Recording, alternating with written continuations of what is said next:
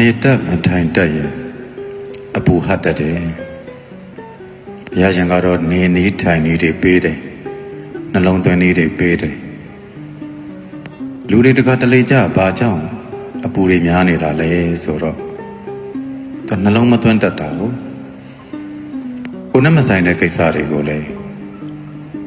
ဆိုင်တယ်လို့လုပ်နေတတ်တယ်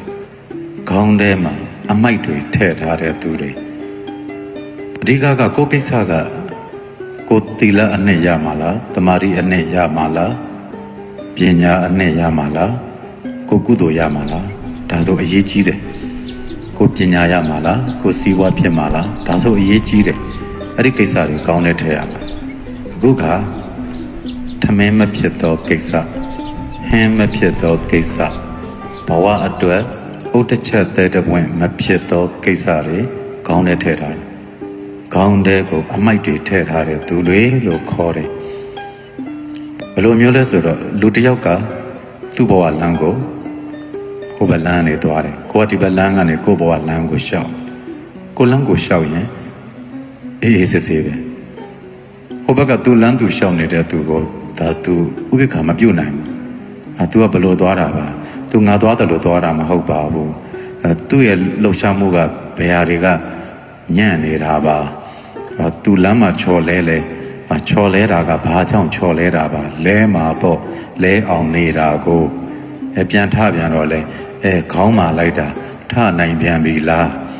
ပြန်လဲသွားတော့လဲတာကောင်းကိုကောင်းသေးတယ်ဝမ်းသာလိုက်တာဟဲ့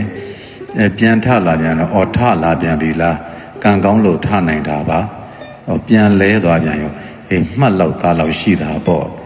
အဲ့ဒီလိုဖြစ်နေတယ်ဒီဘက်ခေတ်လူတွေ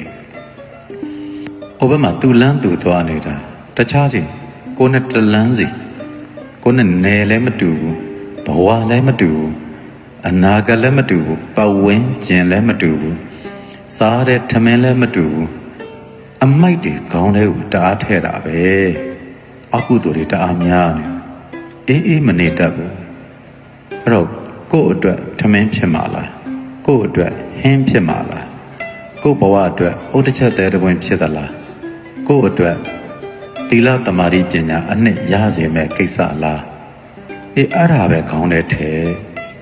ဒါတွေမထဲပဲနဲ့ပြင်ပကအရာတွေကိုယ့်ကိုထမင်းမဖြစ်စေတော့ဟင်းတစ်ခွက်မဖြစ်စေတော့ဘဝအတွက်ဥဒ္ဒချက်တဲ့တွင်မဖြစ်စေတော့စိတ်ခွန်အားကိုလည်းမပေးစေတော့သီလအနှစ်ကိုလည်းဖြည့်စွမ်းပေးတဲ့အရာမဟုတ်တော့တမာတိအနှစ်ကိုလည်းဖြည့်စွမ်းပေးတဲ့အရာမဟုတ်တော့ပညာအနှစ်ကိုလည်းဖြည့်စွမ်းပေးတဲ့အရာမဟုတ်ပဲအပယ်ဆွဲချမဲ့ကိစ္စတွေခေါင်းထဲထည့်ထားကြတဲ့သူတွေမနေတတ်တော့အပူဟတ်တယ်အပူဟတ်တော့ငရဲကြတယ်ကိုငရဲကြအောင်မလုပ်ကြနဲ့ကိုကိစ္စကိုစဉ်းစားကိုကုသိုလ်ကိုစုပြီးနေနိုင်ပါစေလို့ဆုတောင်းပေးပါတယ်အားလုံးအေးချမ်းကြပါစေမနေ့